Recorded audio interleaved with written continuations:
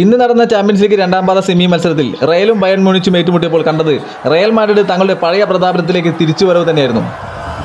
തങ്ങളുടെ ഹോം മത്സരത്തിൽ വിജയം മാത്രം മുന്നിൽ കണ്ടിറങ്ങിയ റയൽ താരങ്ങൾ തുടക്കം മുതലേ ആക്രമിച്ചു കളിക്കുകയായിരുന്നു.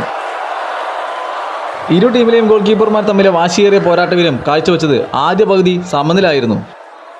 റയൽ ഗോൾ കീപ്പർ ഉക്രൈൻകാരൻ ലൂനിനും ബയൺ ഗോൾ കീപ്പർ ജർമ്മൻ വൻമതിൽ ന്യൂയറും കളം നിറഞ്ഞ അടുവ് തന്നെയായിരുന്നു. ഒടുവിൽ പകരക്കാരൻ്റെ റോളിലിറങ്ങിയ ഡേവിസ് ബയണിനെ 68-ാം മിനിറ്റിൽ മുന്നിലെത്തിക്കുകയായിരുന്നു. പിന്നീട് നടന്നത് സംഭവബഹുലമായ കാര്യങ്ങൾ തന്നെയായിരുന്നു. 73-ാം മിനിറ്റിൽ റയൽ നേടിയ ഗോൾ വാർ വഴി ഫൗളായി മാറി. മത്സരം അവസാനിക്കാനിരിക്കെ 88-ാം മിനിറ്റിൽ ബയണിൻ്റെ ചോരാത്ത കളികൾക്കും ചോർച്ചയുണ്ടായി. വീണ് കിട്ടിയ അവസരം ജോസലു ഗോളാക്കി മാറ്റി. പിന്നീട് ജോസലു രണ്ടാം തവണയും റയലിനായി വലകുലുക്കി. ആദ്യം ഓഫ്സൈഡ് വിളിച്ചുവെങ്കിലും വാർ വഴി അത് ഗോളായി മാറി.